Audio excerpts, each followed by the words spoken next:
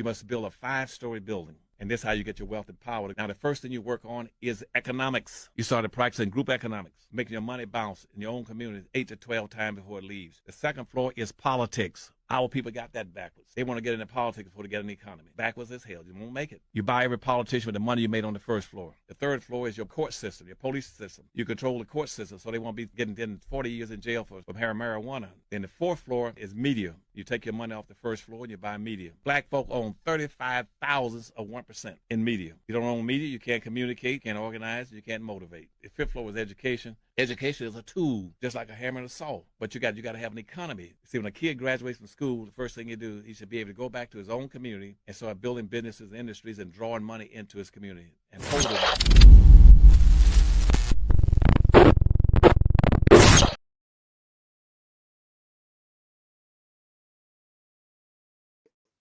Technical difficulties as usual. This is a live program. That's why everything is potential to have you had a potential to have a hiccup. Thank you for tapping in. This is HRap. I am the host of Rappin With HRap. Clearly, thank you for tapping in. Hit that like. Hit that like. Hit that like. It is important that you hit that thumbs up, like, or whatever it says on your smartphone or your tablet or your computer. Do that for me, please. Thank you for tapping in. This is me again. I am here for Rappin With HRap, so I can get you information that I feel is pertinent to the advancement of our community. As I do every day, I thank my parents. Thank you to Dolores and John. Without Dolores and John, there is no me. Without me, there is no program. Without no program, you'd be doing something else. So that's why I thank you for tapping in. Now, what I want to do is present this to you. It is a situation to where this is a gift of power. A lot of people, the election was 2 weeks ago today. 2 weeks ago today, and everybody has been in an uproar. You have people who are in media that saying, hey, it's no problem. You have other people in media that says, hey, the thing is about to hit the fan. We will never know. But what we do know is this. The people in this country have told us we're on our own. All the people that we fight for, this is all inclusive. We're fighting in this together. Nobody's fighting together. Everybody's fighting for their own mission. And it's time for us to exercise the power that we have.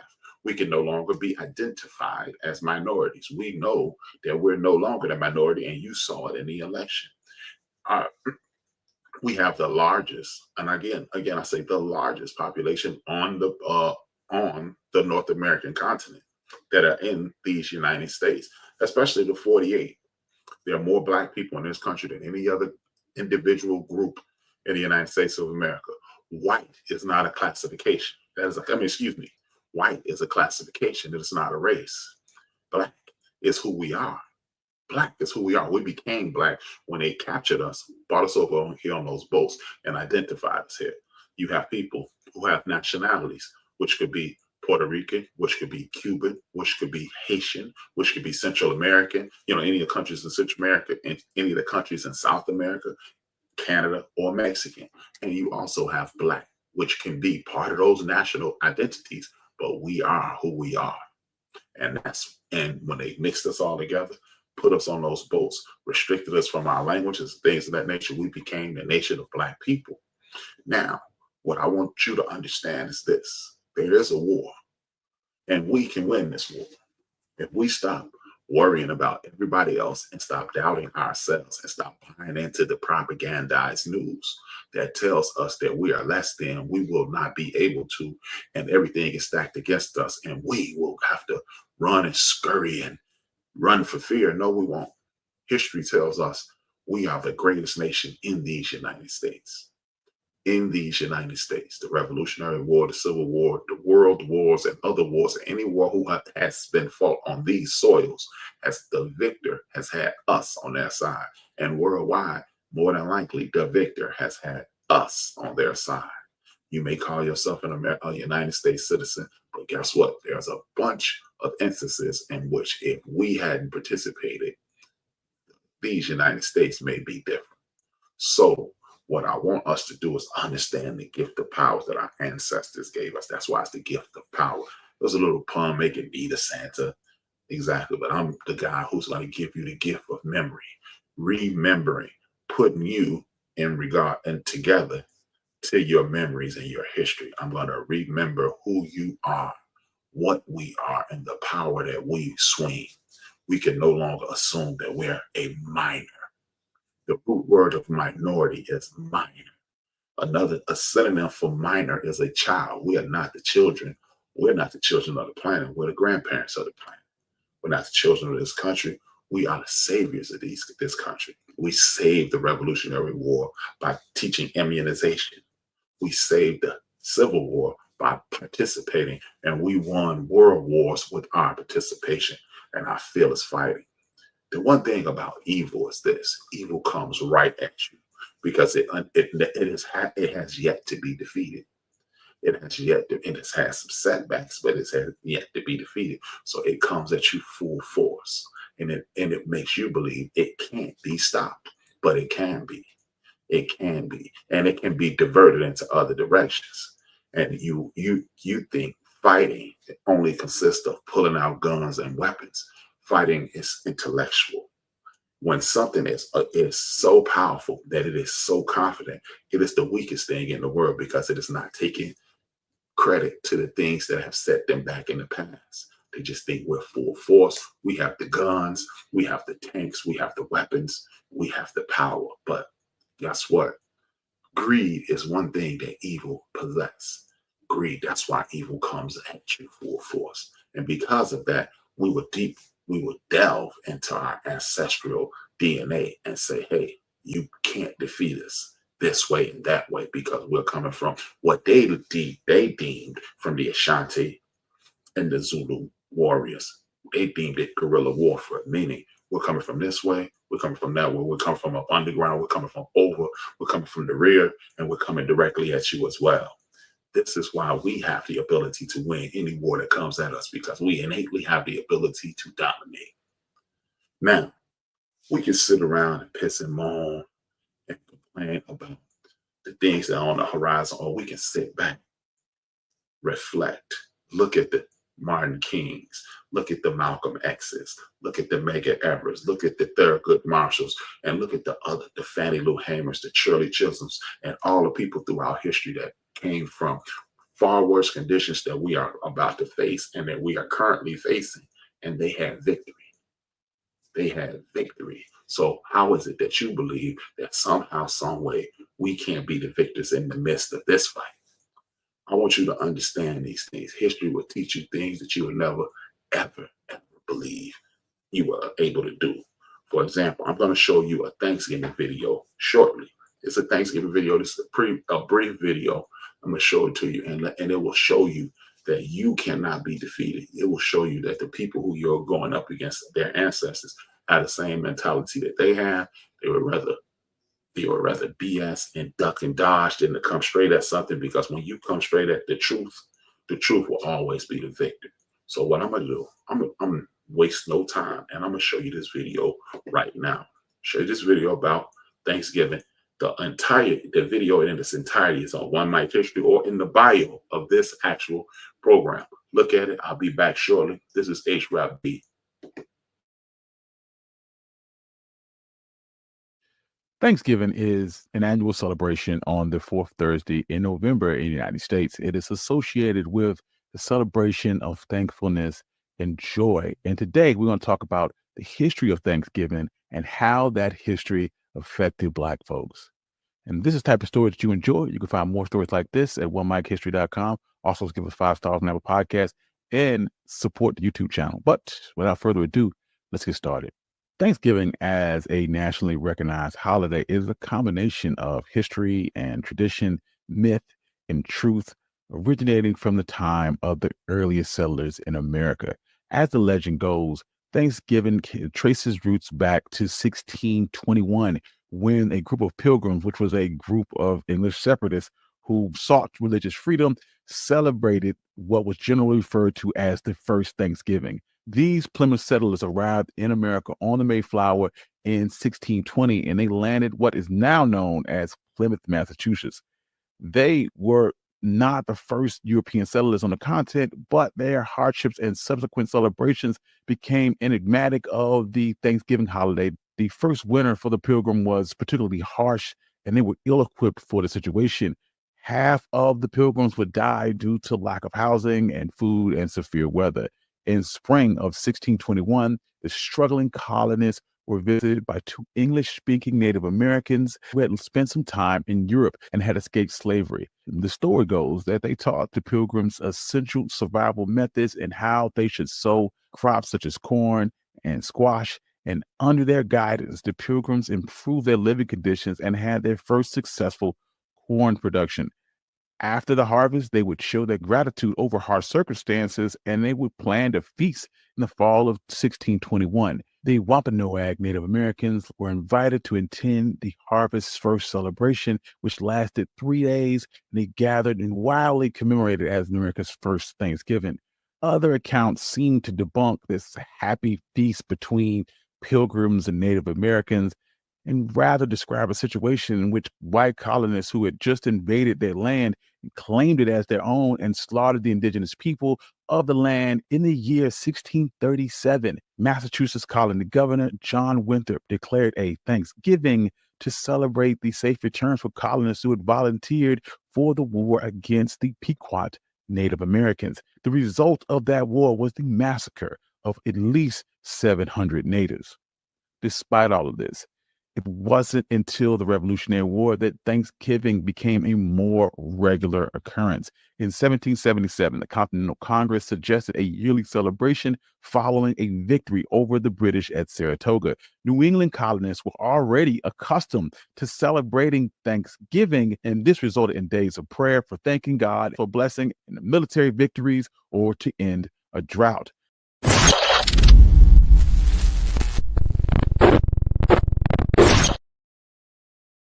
As you see, the stories that you've been told are not always true. We got to stop allowing our mortal enemy to tell us exactly what's going on in this country. Even that good brother right there on One Mic History, salute to that brother. And I really appreciate him putting that stuff out there. But you notice what he said? He said 2 Native Americans who had escaped, who had been to Europe, they had escaped slavery. What does that mean to you? That means those 2 Native Americans look like you and I. You notice the people who are already here were already brown. And those brown people, or black people, those people had figured out a way to cultivate the land and survive in harsh conditions that they had never seen before. Isn't it awful interesting? Even that good brother who's putting out information to help us, he's even leaving out pieces of the puzzle, or maybe he's just leaving breadcrumbs so you can look into these things. We don't have to subject ourselves to any tyranny that is put out there by our enemies. And that's just the point blank period in the sentence. You may believe that I'm speaking of every individual who's not in our community on the continent of North America. I'm not. I'm only speaking of the wicked and evil people. Because people who are good people, they have no time to invest in wicked and devious ways. Look, a lot of people are afraid of the next and up and coming president and what he's going to do. And you got a lot of people who, oh, he's not going to do anything. It can't get any worse. Both people are right. He's not going to do anything if you're prepared. And you don't have anything to fear if you're prepared. I gave you information on the market on how to build your finances. Today, I'm going to give you governmental control. Because, as he said, you build your community, you build your finances, and then you take over the politicians with said finances. Now, until we get our money up, what we're going to do is use the 5 Calls app and our ability to complain. We just complain. A dude who was noted as a potential pedophile. He was noted as going around the Senate floor showing teenage girls having sex with him, drug-induced sex. So we got rid of him. So if we can get rid of him, we can get rid of others. What we have to do is exercise our power. Knowing the way the government works is the #1 source of power. Knowledge is equal to power. If you don't equate knowledge to power, then you're cheating yourself. Knowledge is always power. It takes knowledge of a terrain to navigate the terrain so you can survive. That same knowledge and terrain I'm speaking of is the terrain of the government of the United States of America. Using that United States Constitution, using those amendments, and using that civic duty and all those rights that most people in our community love to brag about. I have the right to do this and I have the right to do that. Guess what? You have the right to complain to a Republican, and you have the right to complain to a Democrat. You don't have to only point out the flaws and identity politics when it's a person who looks like you. You need to be complaining when it's somebody who looks like anybody else. That way, your voice will always be heard, and you will understand how this thing works. One of the biggest mistakes that they make, they talk about states' rights. At one point, some states wanted to have the right to own people who look like you and I, or look like me if you're not part of my community. They wanted the right to do that. So use those same states' rights. Use those same states' rights so they can't pack the courts, the federal, the state courts, with federal judges that'll dictate what you want to do. Then the state Supreme Court won't be packed with people who don't have your interest in mind. You have been taught to believe that the United States president is the most powerful person in the nation. I'm here to let you know your governor is the most important person in your state. See, when you have a governor like Gavin Newsom, who understands the wealth that circulates through his state, and he doesn't really need the federal government, and he's taking care of states like Mississippi, Kentucky, West Virginia, Alabama, Louisiana, because he's generating that much wealth for the nation. He understands that he doesn't adhere to a Donald Trump no matter what happens. They adhere to him because it's his state's money that's generating money from Hollywood, generating money from tech and other entities, as well as actually agriculture. He understands the power that he has. You too have to understand the power that you have. They can no longer gerrymander you and put you in a situation to whereas they can pack and crack you, pack certain districts with only us, or crack big districts that can control the state. Hence, the state of Louisiana. There are 3 million people. There are 900,000 Black registered voters. Now, look at the other people who you must create alliances with so you can get what you want. We must pay attention. We no longer have the ability to understand everybody on the Saints roster or anybody on the Bears roster or the New York Giants roster or any of the 3 teams in Florida rosters and don't know the roster of the Supreme Court of your state, the House of Representatives of your state, the state senators, not just the U.S. senators, the state senators, the lawmakers in your land. Like a couple years ago, a couple years ago, they had slavery on the ballot in the state of Louisiana, meaning you can't make people who are in Angola prison, one of the largest prisons in the United States of America, do things that are equivalent to slavery and not pay them and not compensate them. People ignored it. It stayed. We must activate. The only way you won't be oppressed is if you sit there and wait on something to happen. Come together with the people. Tomorrow, you have friends and family. Show them this video. Ask them what they think. And then look up some of that some nonsense that he's talking about. Look it up and find out for yourself. Do the research. Keep the people in the state house in your favor. In the Senate in your favor. The governor's house in your favor. The aldermen and the people in the city council and the school councils in your favor. That way they can't do away with Black history. Because without history, you won't be put in you'll be put in a disadvantage, not in an advantageous situation. I need us to invest in us so we can continue to be the mighty people that we are. We no longer have to have a situation to where as we adhere to what they say, we can start adhering to the best possible outcomes for us. We need academics. We need vocation. Then we can create jobs. We can create opportunities for our children and our significant others and put us in a situation to where as they continue to need us to get where they need to be, not the other way around. White nationalists have taken over the federal government, but again, the federal government is only as powerful as you and the people in your states allow it to do. I'm HRap. I will see you within the next 24 hours. Happy holidays. Go to the notes. Go to the bio of this link and watch that entire video on Thanksgiving. Talk to you tomorrow.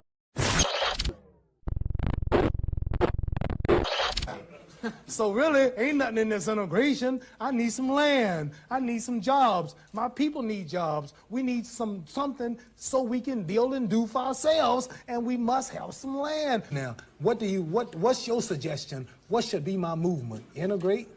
Yeah, equal rights in a mixed society. In this society. where you still own the government, you still own the train station, the railroad plant, the lecture plant, these television cameras, you still make all the food, you control everything, and I'm like a leech on a dog's back. All I can do is just wait for you. I can't do nothing for myself. Integrating in your society don't mean I'm doing nothing for myself. You doing it all. I want to do something for myself. I'm tired of depending on you. You might get broke one day. Your stores might close. Your gas pumps might cut off again. I'm relying on you now. Can I have my own land?